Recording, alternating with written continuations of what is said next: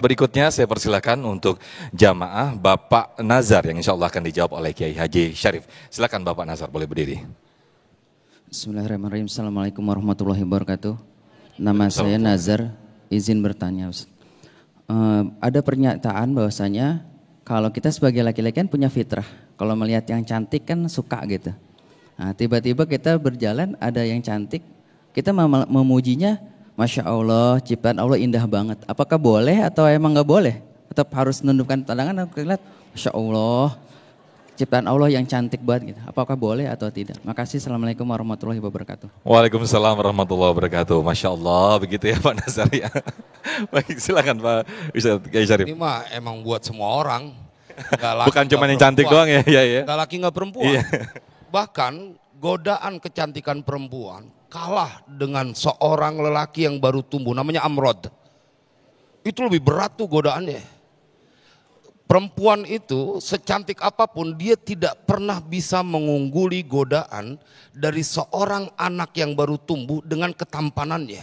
Amrod, Sufyan bin Thawri ketika dia datang ke sebuah masjid, kemudian ada orang yang sangat Amrod, ganteng gitu, kemudian tolong keluarkan, ini fitnah buatku. Ibnu Abbas dalam kitab Ihya diceritakan, begitu lewat lelaki yang baru tumbuh belia, yang belum tumbuh kumis itu, kalau Bang Sofyan biar ganteng udah tumbuh kumis banyak. Dia masuk ke dalam rumah, dia kunci pintunya. Dan kemudian dari dalam dia berkata, apakah telah pergi lelaki Amrod itu? Begitu sudah pergi, kemudian dia baru keluar. Dan apa yang kemudian disampaikan, bahwa godaan lelaki yang Amrod ini jauh lebih membahayakan daripada seorang wanita yang paling cantik.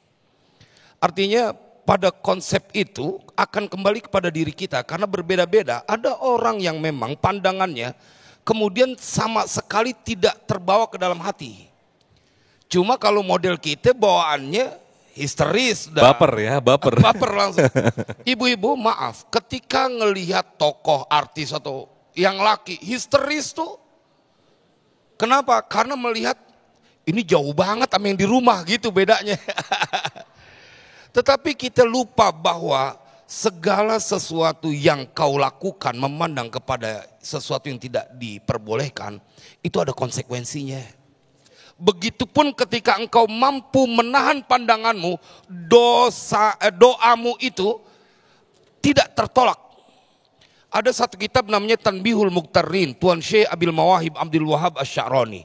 Beliau menceritakan, satu waktu Nabi Isa berkumpul dengan para umatnya untuk melaksanakan sholat istisqa. Nggak turun hujan, nggak turun. Padahal diceritakan di dalam Al-Quran, makanan aja hidangan bisa turun. Hujan nggak turun.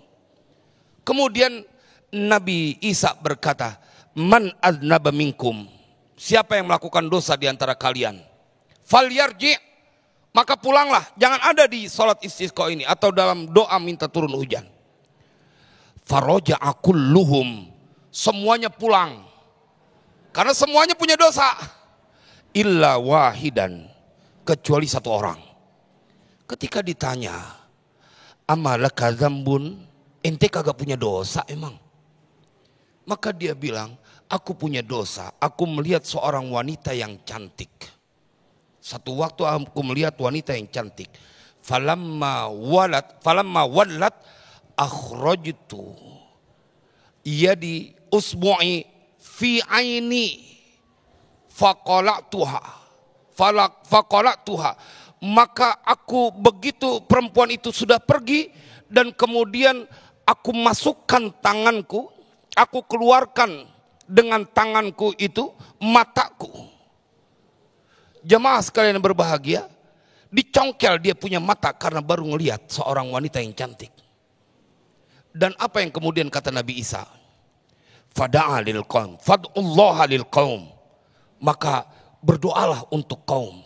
Fada'a, kemudian dia berdoa, turun seketika hujan dari lantaran dia menebus kesalahannya dari pandangan kepada wanita yang cantik.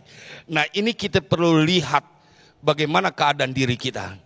Biasanya biar nyebut subhanallah, kalau diikutin sampai terus mah emang udah masuk ke hati, baper gitu, udah bawa baper. Dan inilah kajian ini dimaksudkan untuk mengingatkan buat kita, hati-hati segala sesuatu dimintakan pertanggungjawaban. Buat para perempuan, bila engkau menyebabkan banyak orang kemudian terjebak dalam perbuatan dosa, jangan-jangan engkau juga terlibat dalam dosa itu. Masya Allah, pembahasan yang sangat luar biasa sekali Kiai Haji Syarif, termasuk juga apa yang segaris dengan apa yang ditanyakan Pak Nazar tadi, bahwasanya ada ungkapan di masyarakat yang mungkin salah kaprah. Pandangan pertama adalah rahmat, jadi jangan berkedip. Nah ini mungkin yang bisa dijelaskan oleh guru-guru kita sesaat lagi, tetaplah di Damai Indonesiaku.